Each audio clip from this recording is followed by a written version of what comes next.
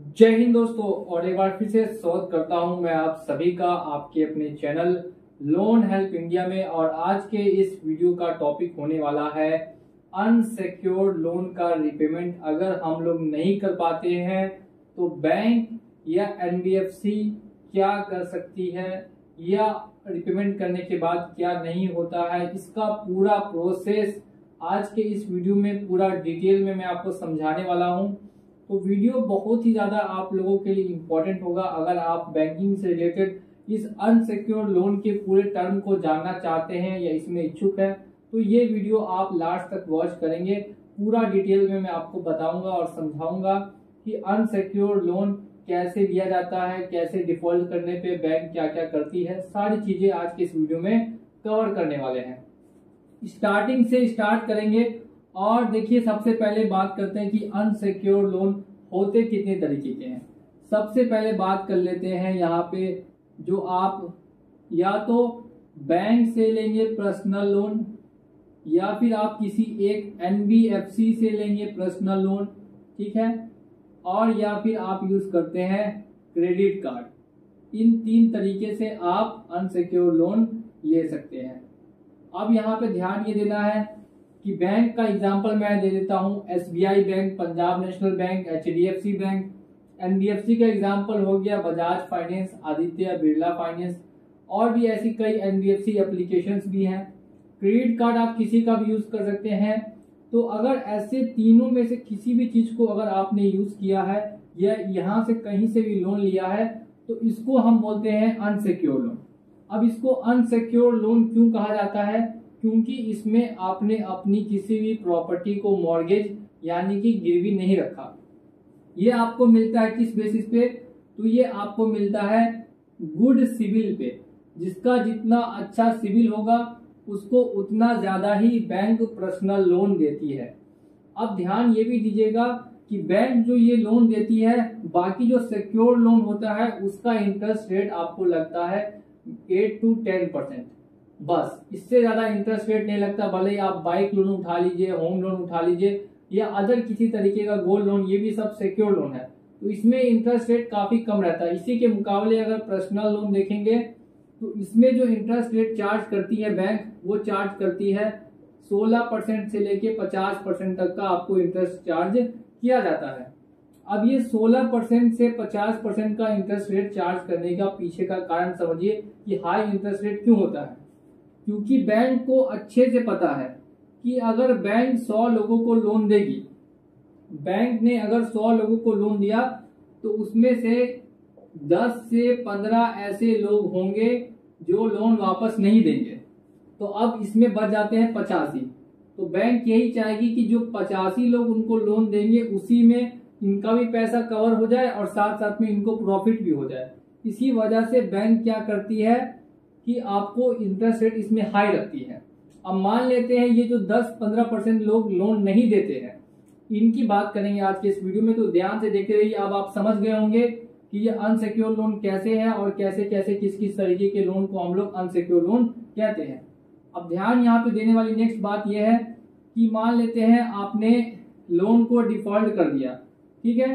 अब ये जो 10 से 15% लोग हैं जो लोन नहीं दे पाते हैं, जिनको बैंक बोलती है डिफॉल्टर, तो अब बैंक के पास इतना टाइम नहीं है, ना ही बैंक के पास इतना समय है कि वो सभी डिफॉल्टर को एक एक करके कॉल करे और कॉल करके उनसे रिक्वेस्ट करे।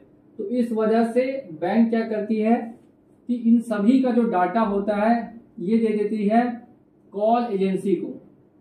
जहां से कॉल आपको आते हैं, ये थर्ड पार्टी इनको कहते हैं। तो बैंक क्या करेगी, आपका डाटा दे देगी कॉल एजेंसी को, बैंक हो या एनबीएफसी हो कोई भी।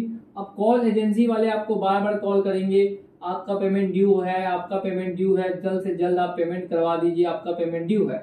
तो ये जो आपको कॉल आते हैं ये आते हैं कॉल की एजेंसी से। अब यहाँ पे देखिए कॉल के एजेंसी वाले सिर्फ कॉल करेंगे और कॉल कर करके बार बार रिमाइंड करेंगे।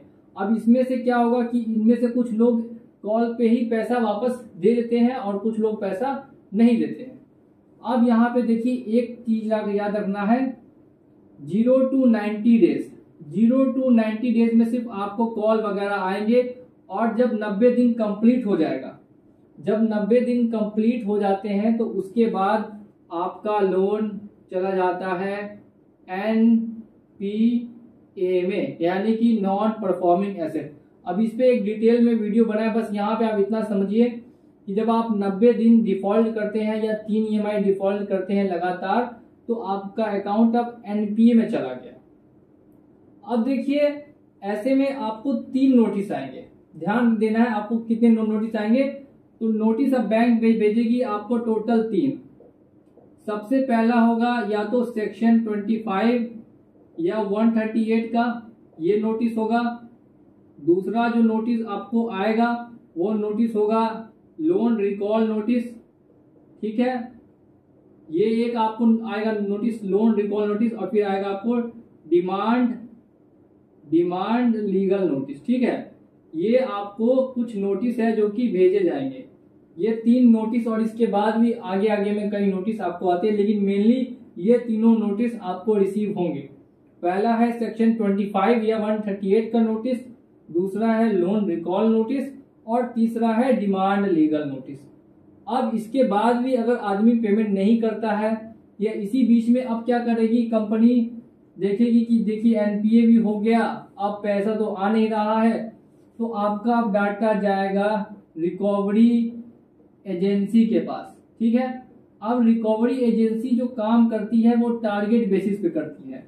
अब रिकवरी एजेंसी जितना भी पैसा आप लोगों से लेकर आएगी तो उनको इनका मिलता है 10% तक का कमीशन, इन लोगों का फिक्स होता है, जिसमें से जो रिकवरी एजेंट होते हैं जो आपके घर पहुंच जाते हैं पैसा मांगने के लिए, उनका जो कमीशन होता है वो 5% के आसपास में होता है।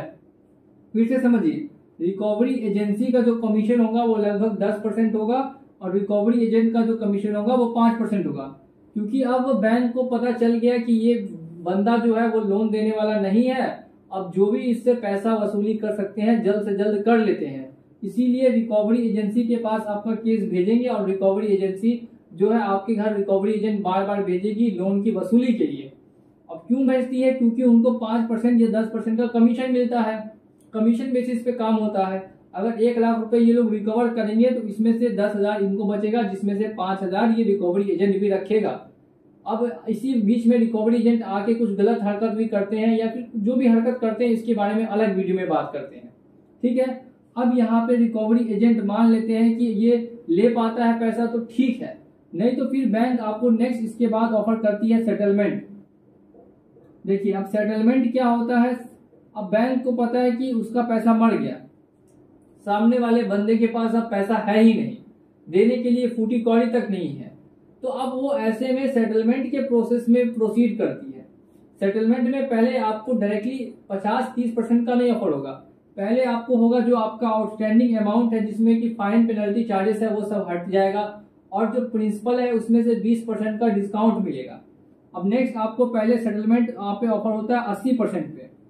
अब कुछ लोग होते हैं जिनको पता नहीं होता कि सेटलमेंट कैसे करना है, कब करना है, तो इसके रिलेटेड अगर आपको दिक्कत है तो आप हमारे व्हाट्सएप से भी कांटेक्ट कर सकते हैं, व्हाट्सएप नंबर दिया हुआ है। तो पहला जो सेटलमेंट आपको मिलेगा वो 80% में मिलेगा, फिर 60%, फिर 40% और लास्ट 20% तक का मिलता है। अब वो डिपेंड करता है इस चीज पे कि आपकी बार्गेनिंग स्किल्स कितनी अच्छी है, कितना आप बार्गेन कर सकते हैं, इस बेसिस पे आपका सेटलमेंट बैंक करती है। और क्यों करती है, क्योंकि बैंक को पता है कि उसका पैसा अब मर चुका है, अगर थोड़ा बहुत भी पैसा आता है तो वो रिकवर कर ले। अब सेटलमेंट करने से सिविल खराब होगा, सेटलमेंट करने से सिविल खराब होगा, लेकिन ये जो बैंक बार बार परेशान कर रही है रिकवरी एजेंट के लिए, कॉल एजेंसी से कॉल करवा कर, ये सब कुछ बंद हो जाएगा, ठीक है। तो ये पूरा प्रोसेस मैंने बताया लोन को डिफॉल्ट करने के बाद, ऐसा डिटेल वीडियो आपको पूरे यूट्यूब पर कहीं पर भी नहीं मिलेगा। तो ये मैंने पूरा प्रोसेस बता दिया सेटलमेंट तक। अब कुछ लोग होते हैं वो सेटलमेंट भी नहीं करते। अब यहाँ पे बात करते हैं उन लोगों की जो सेटलमेंट तक नहीं करते। तो ऐसे में देखिए इनके पास 2 ऑप्शन होते हैं। पहला ऑप्शन ये हो सकता है कि सेटलमेंट भी नहीं हुआ तो कोर्ट केस करें। अब कोर्ट केस में देखिए, कोर्ट केस में अगर ये लोग कोर्ट केस कर भी देते हैं तो ऐसे में बहुत ही कम चांसेस है कि पैसे रिकवर हो, क्योंकि बैंक को भी पता है कि पैसा तो रिकवर होगा नहीं, उल्टा थोड़ा बहुत पैसा खर्च हो जाएगा कोर्ट केस में। लेकिन किसी किसी केस में अगर बड़ा लोन है तो कोर्ट केस हो भी जाता है, अगर छोटा लोन है तो फिर नहीं होता। अब कोर्ट केस होता है, उसके बाद नेक्स्ट देखिए, या तो होता है आपका loan right of. Right of अगर हम लोग बोले यानी कि वो अपने बैंकिंग में से आपका जो पैसा है वो हटा देते हैं, बोल देते हैं इसका पैसा जो राइट ऑफ कर दिया गया, यानी हमारे खाते में से अब हटा दिया गया, इसका जो भी लोन था वो अब हमारे खाते में नहीं है। अगर राइट ऑफ नहीं करेंगे तो एनपीए अकाउंट बढ़ेंगे।